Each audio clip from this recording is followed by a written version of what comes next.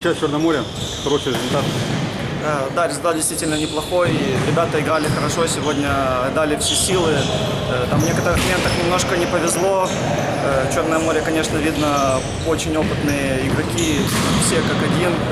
И когда дали немножко во втором тайме подустали, первый тайм вообще был очень хорошим.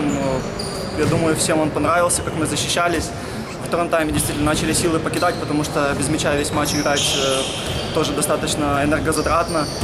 Но вот когда подсели, тогда, в принципе, и голы свои получили. Хотя голы тоже действительно все с добивания было, но немножко не дотерпели. Но, в принципе, результатом команда может быть довольна.